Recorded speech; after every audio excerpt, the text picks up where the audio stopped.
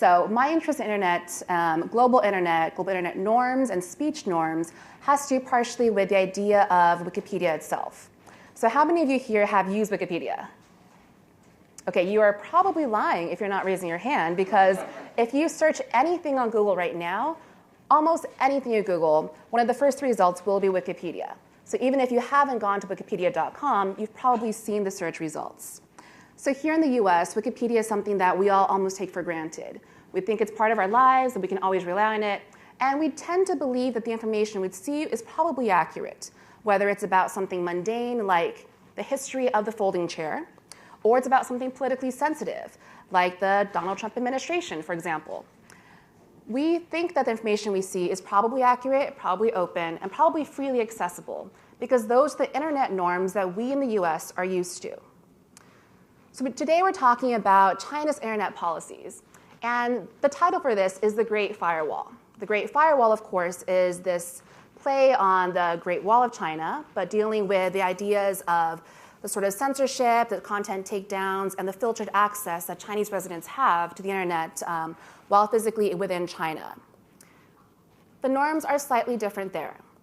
And if you want to look up, for example, Wikipedia while you're in China, you won't be able to. Wikipedia has been blocked on and off within China for a number of years for various reasons. And one of the main reasons why Wikipedia gets blocked, not just in China, but in many other nations, is because the information there often is open, freely accessible, freely editable, and often fairly accurate. And not always, but often accurate. This is a problem for some countries and some governments, especially governments and countries that want more control over their media and information. Those countries tend to have different internet norms and different norms on online speech and online access. So we talk about China and the Great Firewall. I like to think about the example of Wikipedia, because not only is it near and dear to my heart and to the success of my grade point average over the number of years, but I think it's also important just thinking of freedom of speech and the concept of a free and open internet generally. First, we'll look at the norms that are currently in place in China. We'll look at online speech norms, at privacy and surveillance norms, and norms related to innovation and to the technology ecosystem within China and the Chinese products that are available. After that, we'll look at the possible global impact of China's norms. And I think this is really interesting, because even if you believe that every country should have its own norms and be able to do whatever it wants within its own borders, we have to realize that the internet has no borders. That currently, as it is today, the norms of one country affect the norms of every other country and any single person who has access to the internet as a whole. After we talk about the norms in China and the global impact of such norms, I want to focus the rest of the discussion on how we should move forward with a few questions. And first is just who decides global internet norms and who decides the norms of the future? Second, what's actually at stake in this discussion? It's not just Wikipedia, and it's not just China, or even just China and US relations. And then finally, I have a few suggestions both for the public sector and the private sector on how we can engage and move these norms forward. So we're looking first at China's new cyber norms. When we talk about the Great Firewall, we look at online speech. And there are a few things I think we should understand generally about how China deals with speech on the internet. Obviously, there is a different speech culture generally. The United States is well known as being somewhat of a free speech maximalist culture. Even in comparison to other Western democracies, America has far and beyond the strongest free speech protections of almost any country on earth right now. China is not quite the exact opposite, but it's much more restricted. For example, almost all internet traffic is monitored, and that is legal monitoring that doesn't run into constitutional issues, unlike what we've seen here in the US. Not only is internet search and messaging history monitored, but very often content is taken down from websites, especially content that may be politically sensitive or culturally inappropriate based on a variety of factors, some of which aren't even known to the people posting such pieces of content. So content takedowns are part and parcel of the online speech environment in China, as are account takedowns, account blocking, and suspension of people's accounts. What's probably more problematic about the content and account takedown process when combined with internet monitoring is that sometimes these decisions based on online speech translate to real-world consequences. So there are often real-life consequences for people who post things that may be something unwanted by the Chinese government. And this sort of speech environment is important for us to understand, thinking forward to what sort of norms we want to see in our internet. And blocking access to sites and searches, we have to think about the firewall in general, the fact that people have to use VPNs and other sorts of tactics to access some websites, including Wikipedia, including Google, including at different moments in time, some different newspapers, and certain search terms. The next general norm that I think is important is privacy and surveillance. Now, this is a really difficult topic to discuss right now, partially because I think a lot of what we think about in terms of China and privacy isn't quite accurate. You've probably heard a lot about the social credit systems, and they become kind of a sort of urban legend, I think, for people who are studying privacy in the US. We talk about this as if it's an all-encompassing system that is already basically Skynet. That's not quite true. Social credit systems, first of all, there are multiple types of systems within China in which people's activities, both online and offline, are collected into sort of big data environments. Based on those environments, different decisions can be made, for example, for loan approval or for employers and so on. The social credit system, though, is not monolithic, and it is not as all-encompassing as some people in the United States believe. However, this simple idea that social credit systems can be beneficial is something that I would say is widespread within China, at least to a greater degree than we see here in America. Of course, this isn't just a Chinese norm.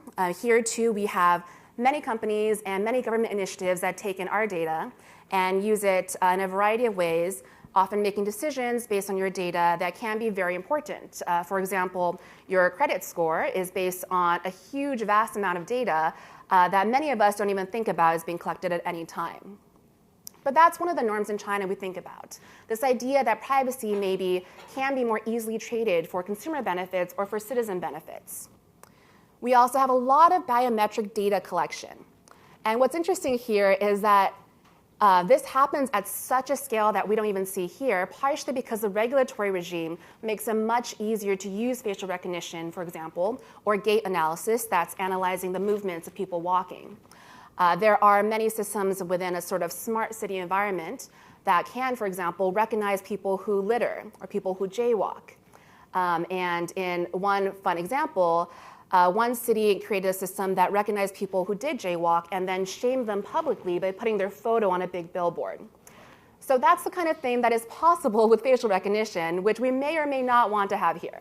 Obviously, this kind of rings a few bells for us and seems, I would guess to most in the audience, to be a bit creepy. But it is something that is being done at a much greater scale within China. And this difference in norms or different understanding of what privacy is and should be is something that really changes what the internet ecosystem is and what the tech ecosystem is in China. DNA privacy is also very different in China and in the US, although in both countries it's up for debate because there isn't much out there legally on what you can do with DNA or genetic data. We've seen many controversies involving possible gene editing for human babies, and that issue is as yet to be determined. And the final point, again, I have to mention, when you talk about China in terms of the internet or in terms of privacy and surveillance, you do have to have the human rights bullet point. And that's obviously very controversial. And the inequities that you face when dealing with data collection or surveillance, to be fair, are not something that is unique to China. We have many countries that have had systems of surveillance or surveillance projects that are targeted more to certain groups. However, I think that at least in the United States, we do have a number of legal protections for groups who may face discrimination or other disparate impacts based on privacy and surveillance invasions. Mm-hmm. And the next important part to think about when we talk China norms is simply the innovation there. The technological innovation that we see in China is something we often underestimate here in the US. Not only do they have an entire homegrown internet industry, they essentially have their own analogs for almost every major American company. They have their own Google, they have their own Amazon, they have their own Twitter, and so on. But they also are exporting their e-commerce around the world. Their consumer goods are doing very well around the world. I'm sure many of you have bought Chinese consumer goods and consumer technology. And And then when you talk about AI and 5G, those are very buzzy words right now. The AI race is something so many people talk about, and no one quite understands. I would say because it's not really a race. The race is twofold. The race is first how to get data, because the more data you have, the more you can better make qualified inferences based on data. And second, the race is funding. It's simply funding for research and development for AI technologies. And that's where companies are really competing right now. In terms of 5G development, we're discussing the internet and telecommunications infrastructure development for this sort of next level of what the internet might be.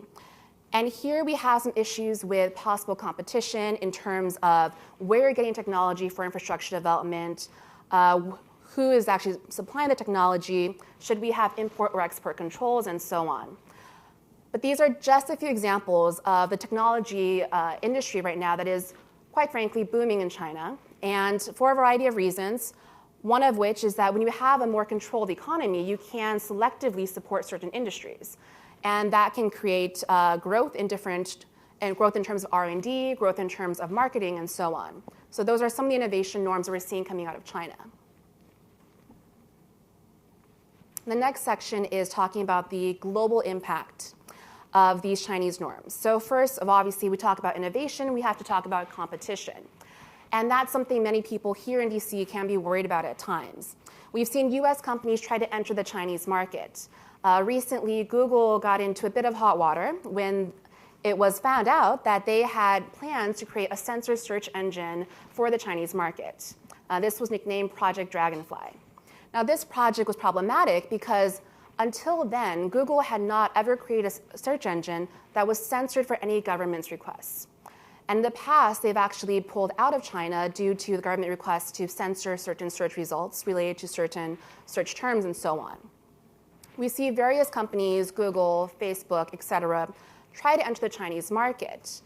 The problem here is, again, that China has a homegrown internet industry that is quite strong and that has an analogs for almost any US internet company you can think of. So personally, I believe that this is somewhat of a bad deal if you try to just compromise on, for example, Google's free speech values to enter the Chinese market.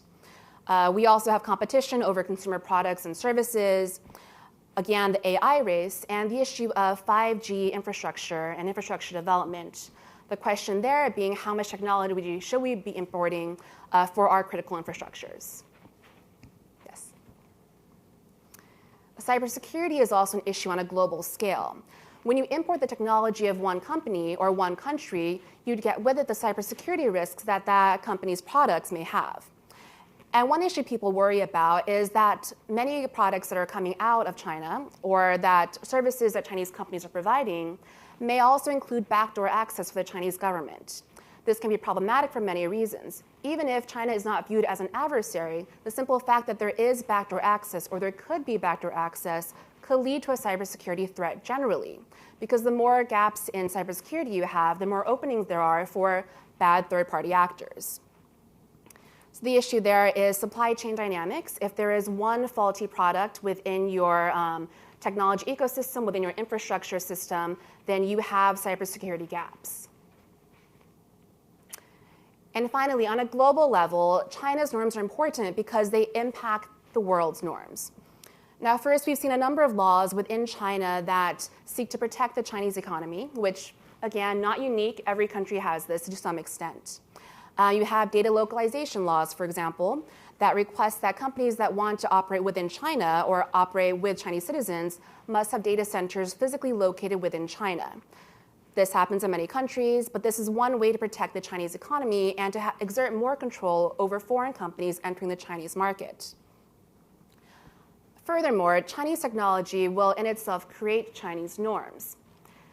There's a really interesting concept, I think, within internet law or the study of internet in general, which is simply that the computers or the systems that are created are what actually determines the law that follows. So the phrase you may hear is that code is law.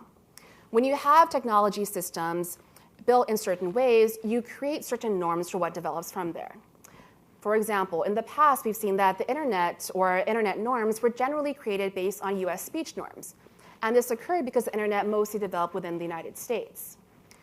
moving forward then, if we have technology coming from China or primarily from Chinese companies, it's likely that they will be developed in ways that are more in accordance with Chinese norms and thus will spread more of these Chinese norms on a global market.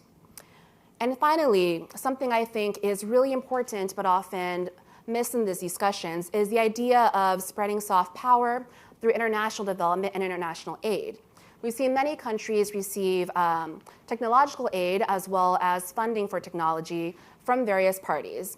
And generally what happens is that companies will go in and help different countries on projects, and thus the companies themselves will usually bring the norms of the countries that they're coming from.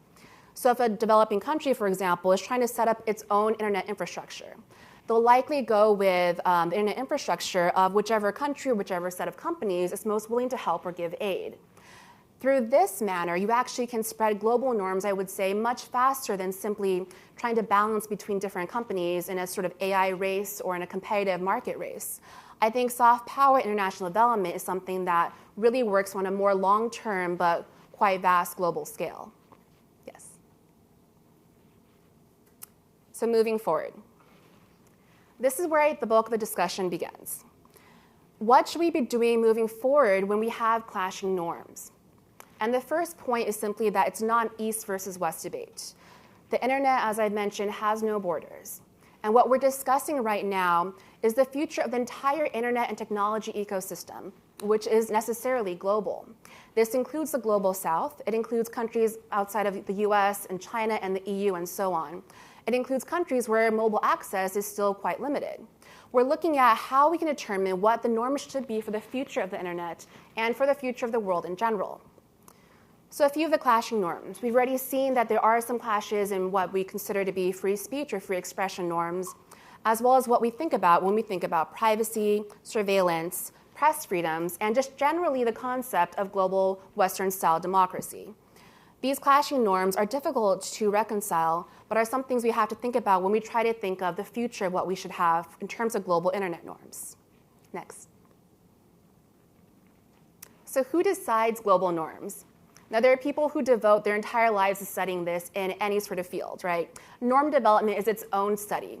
But here's what I think really is the crux of it. In terms of technological development at this stage in time, we have two primary factors for deciding global norms. First is industry, and second is regulation. And by regulation, I talk about law and policy efforts, because some policy efforts, while more hidden from view, are as, I would say, impactful as actual legal regimes. So first, industry can lead in determining global norms.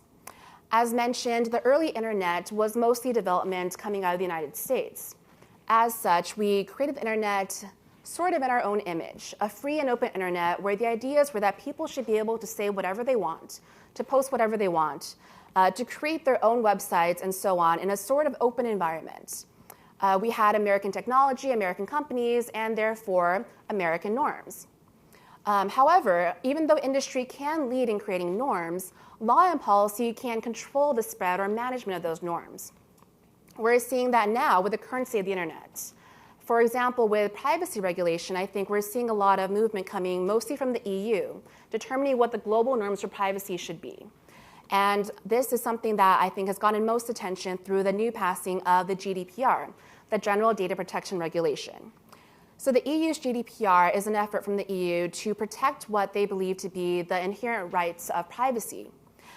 But through the GDPR, what's really happening is a shifting of the entire world's global norms for privacy. It's not just an EU effort, even though it's an EU law. Similarly, data localization laws, for example in China, have also created a new shifting in global norms, as have the impact of various internet shutdowns in various countries. Other ways that countries and companies can deal with or try to influence the development of norms are trade negotiations, and as I mentioned, aid and development, especially in countries with developing internet sectors. Next. So who's deciding global norms right now? Industry can lead, but law and policy can control. So right now, if you're looking at the United States, China, and the EU, I think there are a few factors that determine who is really deciding or influencing global norms for the internet and tech sector at this moment. In terms of the internet, I would say that most of the infrastructure that's in place has been determined by American companies, although, as mentioned, the EU's GDPR and privacy legislation is really moving and shifting the norms forward on privacy quite a lot. For AI, there's an interesting question there in which some people argue that China is actually leading the AI race, not just in terms of mass funding, but because the regulations in China are less restrictive on data collection and data usage. Artificial intelligence systems rely on having data at large scales. Currently speaking, most of us think that the more data you have, the more likely you are to be able to draw more accurate inferences based on the data that you have. In other words, more data, probably better AI. That's much too simplistic, but generally speaking, that's one argument some people have for saying that China may be winning the AI race, and the reason may be privacy law. So this is something we have to wonder or question when deciding what our global privacy norms should be. In terms of the 5G and infrastructure debate, or the infrastructure for internet and telecommunications generally, this is another sector in which we're seeing a little bit of competition between different countries. We're also seeing companies that are requesting actually to collaborate more on these, to be able to use different technology from different countries, including China, in order to develop our own infrastructure faster. And these comes with questions of cybersecurity, with trade protection, and so on.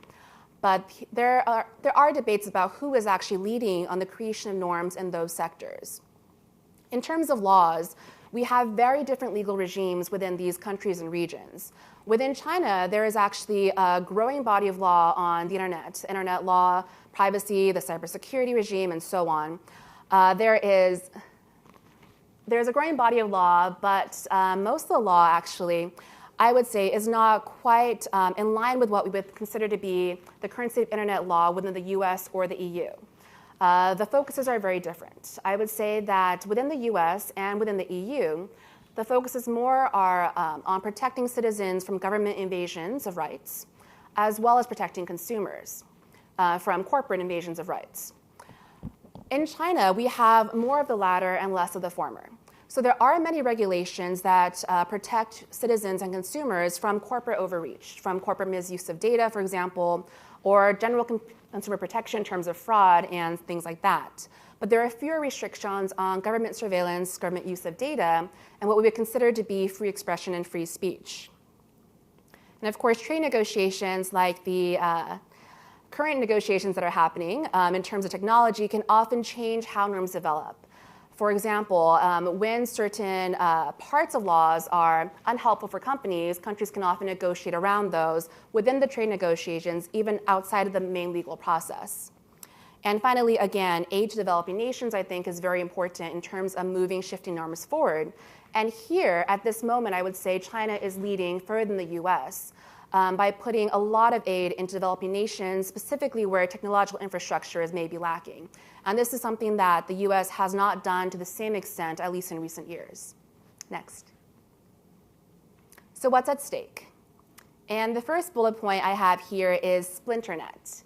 So splinternet is the idea that one day we may not have one open and free internet, but instead a balkanized internet, or a series of internets that have been splintered based on different regimes from different countries.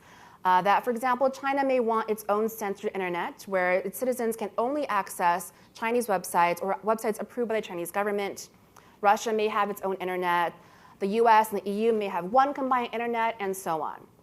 This idea is against what we would consider to be the early internet foundational goals.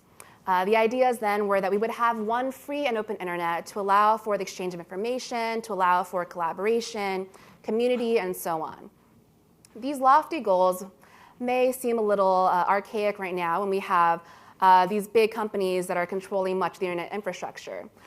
But that's what's at stake. The idea of having open internet is something that is in danger right now. When we have different countries who are creating laws that severely restrict access to internet and free expression, we run into the risks of creating a world in which we don't have one internet that's freely accessible, but multiple closed-off internets and multiple populations with disparate amounts of education and knowledge and ability to actually speak and express. Also at stake is a cybersecurity, not only for the US and China, but globally. Again, these network systems are quite vast, and often if there is one missing link in a network system, you can have a cybersecurity threat that can take down the entire system. Of course, human rights are also at stake, not only within China, but also for the entire world, because again, these norms are all global. So the question that I really think about when thinking about China and the internet isn't even really something about China or about the US or the internet, but what norms we want for our future, generally speaking. And this is what I think should determine most of our actions moving forward, whether you're in industry, whether you're in the public sector. Thinking about what we want to see for an ideal future should determine how we interact with technology. Next. So in terms of creating better norms, I'd want to think of beginning with the end in mind, which is a concept that I remember from my 7th grade planner notebook, beginning with the end in mind. So if we want to create a world in which we have free speech and privacy, where we have somewhat of an open internet, we have to think of how we get there. And how we get there likely isn't, for example, creating censored search engines. It likely isn't creating different regimes that will invade people's privacy. If we want that lofty goal of a free and open internet, we'll have to remember democratic values throughout the process. Every time we create a new project or every time a company comes out with a new product, we should be thinking how this will impact democratic values and global norms. When we have a new policy, when we have a new law, we should definitely be thinking the same. But furthermore, we still have to think about technological progress. Because even though technology and the internet can come with all of these potential harms, even though we have human rights for the entire world at stake, we still have to consider that technology can move us forward as a human race. As a species, technology has helped us go from sticks and stones to wonderful PowerPoint presentations that are lit up on screens. We don't want to become afraid of technology just because there are some risks. I would say we have to keep moving forward, but do it in a morally relevant way. So industry can lead. Industry can lead in a number of ways. First, I would be wary of over-compromising. I think it's a bad deal sometimes when companies try to over-compromise on what they may consider to be their corporate social responsibility ethics and their general development practices when engaging with the Chinese market. This can be a bad deal because it is quite difficult to deal with the Chinese market and deal with the regulatory regimes that often seek to protect the Chinese economy, not in accordance with the same laws we have in the US or the EU. Furthermore, I think there should be a focus on developing independent alternatives, developing homegrown or internal industries that can compete at the same level, which I think is especially important, for example, in the semiconductor industry or when talking 5G development. I also think strong innovation is important, and this seems almost a truism, right? That companies in the private sector should try to do better as companies in the private sector. But that's probably one of the best ways that the private sector can influence global norms.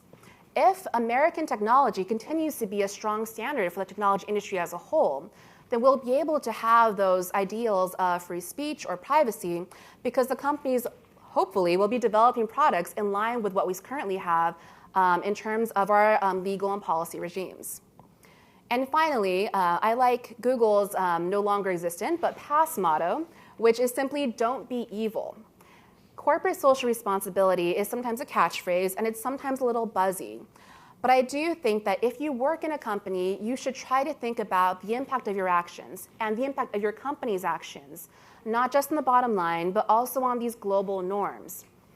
It's also important because this sort of ethical responsibility does impact your bottom line. As we saw with Google and Project Dragonfly, when people are upset about something your company is doing, investors will stop investing, workers and employees will start revolting en masse. You will get a lot of negative PR. So even if it's just to protect your own company, you should try to at least be not evil. Yes. And finally, legal and policy solutions. So industry can lead, but there's also room for the public sector to lead in this creation of new global norms. And first, I believe what's important is supporting technology innovation. Again, because more technology from any sort of sector will create the impact on the entire world. And I believe this can be done through, first, more funding for education and science, as that's where most of our technological development has come from, although this also includes military spending. For example, the internet in early stages came from a military project, and now look at the wonders we have here in the internet today. Second, I think that not only should we have more funding for education and science, but also we need regulations that foster innovation. And this means not overly restricting our companies in terms of internet development or in terms of tech development generally. Having regulations that allow for and foster innovation help not only make the US more competitive on a global scale, but help us create a world in which we can protect the norms that we think are valuable. It's also important to secure internet and telecommunications infrastructure, again, because cybersecurity is a great threat, not just for the US, but worldwide. And finally, what I think is really important is that on a global scale right now, we are deciding norms for the future. We're deciding norms for the future of the internet, for the future of technology in general. And what we have to do is simply stay in the arena. And I think in the past, we've seen America be, I would say, a world leader in terms of technological norms. And we did that through industry, we did that through law and policy. And I think right now we're facing a sort of shifting circumstance in which some of our companies and some of our public sector leaders aren't taking this responsibility on at the same scale. So I believe that global norms are decided on a global stage. And the most important thing we can do within the public sector is simply to stay in the arena. And this means participating in negotiations, participating in international aid efforts, collaborating with other countries, and so on. Shifting global norms is not an America-only strategy. It has to be a global strategy. Thank you.